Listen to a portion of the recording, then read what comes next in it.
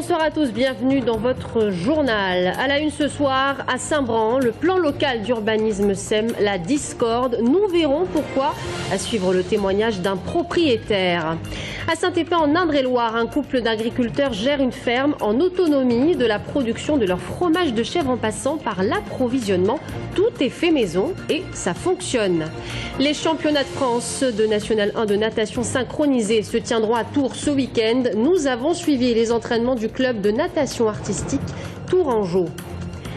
Bonsoir à tous. À Saint-Bran, levé de boucliers d'une vingtaine de propriétaires. Au cœur de la polémique, le plan local d'urbanisme adopté juste avant les élections municipales. 600 parcelles de terrain seraient concernées. Le commissaire enquêteur avait émis un avis défavorable. Alors de quoi s'agit-il précisément?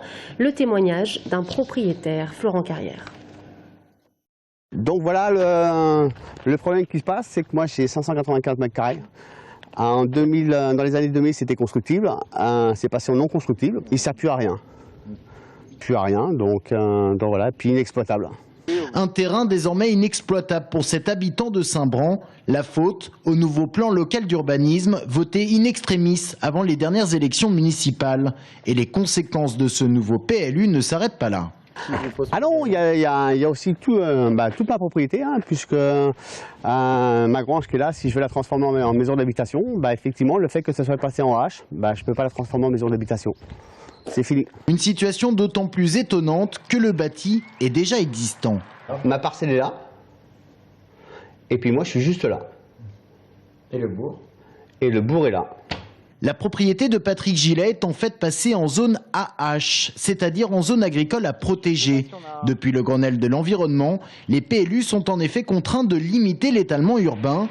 Mais celui de Saint-Bran semble trop restrictif. C'est en tout cas l'avis du commissaire enquêteur. La protection de l'espace agricole ne doit pas conduire à une interdiction absolue de construire dans les dents creuses des villages ou hameaux où aucune exploitation n'est installée ou possible.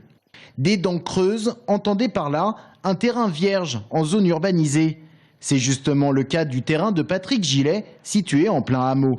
La chambre agricole nous donne raison, le commissaire enquêteur nous donne raison, et la mairie dit ah non, c'est comme ça, puis c'est pas autrement. Situation embarrassante donc pour la mairie. Le nouveau maire qui a récupéré l'épineux dossier du PLU veut calmer ses administrés, mais pour autant, le réviser semble impossible, notamment pour des questions de coût et de temps. Un PLU, c'est quand même 3 ans d'études avec beaucoup de réflexion et une vision qui est quand même soumise à beaucoup de contraintes. Une modification, à mon avis, n'aurait pas de sens parce qu'elle ne pourrait pas aller assez loin justement dans la révision du PLU pour pouvoir satisfaire toutes les demandes attendues par certains administrés. Patrick Gillet, lui, en tout cas, ne décolère pas. Il avait choisi de vendre sa propriété. Aujourd'hui, tout est au point mort. Il a monté un collectif avec d'autres propriétaires mécontents. Il pourrait déposer un recours devant le tribunal administratif. Voilà, affaire à suivre. L'heure de vérité pour Manuel Falski assume, dit-il, son plan de 50 milliards d'euros d'économie d'ici à 2017, présenté cet après-midi en Assemblée nationale. Un plan soumis au vote consultatif mais hautement symbolique des députés du Parti socialiste. 30 à 40 d'entre eux devraient s'abstenir. Cela pourrait être le cas de Jean-Patrick Gille.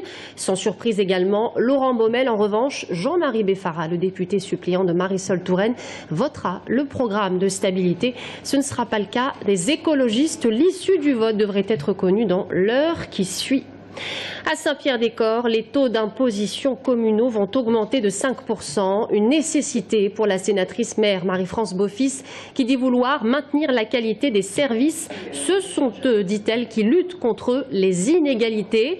Par ailleurs, la ville va réduire ses dépenses. 600 000 € ont été nécessaires à la municipalité pour équilibrer son budget dans un contexte de diminution des dotations de l'État. Les élus d'opposition à gauche comme à droite ont voté contre.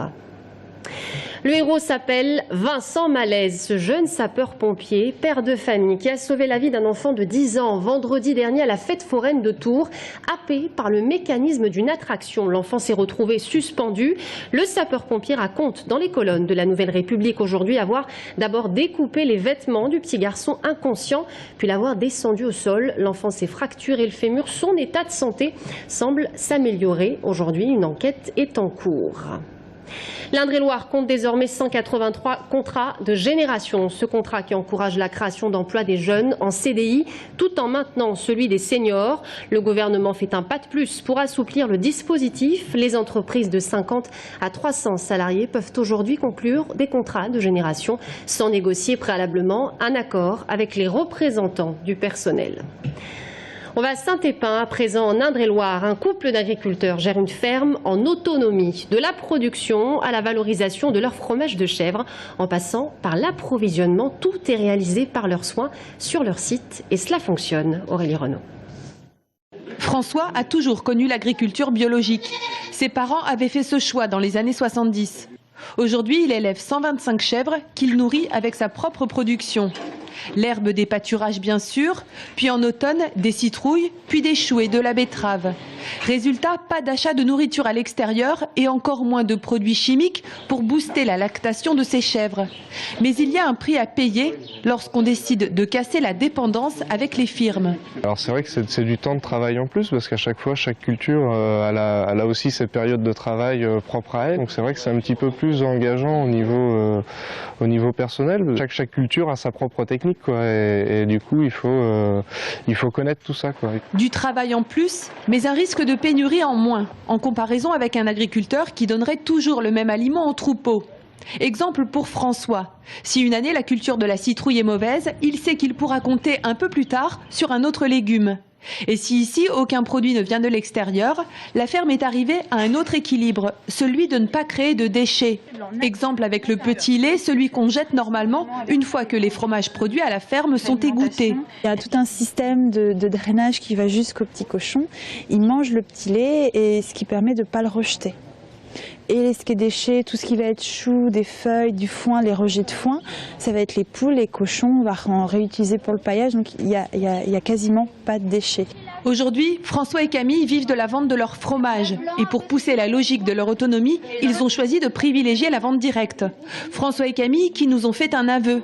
Certes, ils ont fait une croix sur les dimanches et les jours fériés, mais ils sont indépendants et par-dessus tout, ils sont heureux. Attention si vous souhaitez vous rendre à la caisse d'allocation familiale ce vendredi. L'accueil de la CAF Touraine sera exceptionnellement fermé toute la journée. Pour avoir accès aux renseignements sur les différentes prestations ou encore pour consulter votre dossier, vous pourrez vous rendre sur le site internet www.caf.fr ou encore téléphoner au numéro qui s'affiche juste en dessous. À Tours, de jeudi à dimanche, les championnats de France nationale 1 de natation synchronisée se tiendront à la piscine Gilbert Bozon. Nous avons suivi la préparation du club de natation artistique Tourangeau. Immersion avec Bastien Mathieu. Elles ont entre 17 et 29 ans, elles sont tourangelles et ce week-end elles disputent les championnats de France de natation synchronisée à la piscine Gilbert Bozon.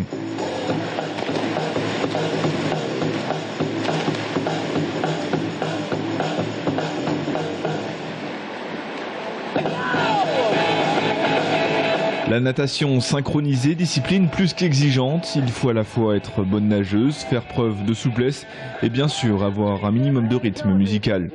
Plus c'est synchro, mieux c'est. Plus c'est ensemble, mieux c'est. Plus c'est haut, mieux c'est. Plus elles sortent leurs jambes haut, mieux c'est. Après, il y a des critères très techniques. Ceux qui s'y connaissent en synchro peuvent juger, mais il y a des figures plus dures à faire que d'autres. Et plus elles sont nombreuses à faire la même chose, plus c'est difficile.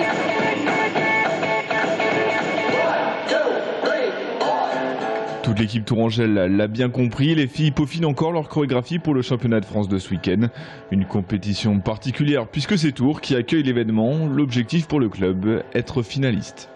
Il y a 15 clubs. Sur les 15 clubs, il y a quand même une bonne moitié de clubs de haut niveau. En fin de compte, pour nous, c'est des nationales 1, mais je leur ai dit tout à l'heure que c'était pratiquement des élites. Si le championnat commence dès jeudi avec les compétitions juniors, c'est samedi que les plus grosses épreuves auront lieu. Et notamment à partir de 19 h avec les finales combinées toutes catégories. Les filles auront alors 4 minutes 30 pour convaincre le jury. Voilà, c'est la fin de ce journal. Merci à tous de nous avoir suivis. Dans un instant, l'invité de la rédaction, Xavier Datteux, l'adjoint au maire de Tours en charge du sport. A tout de suite.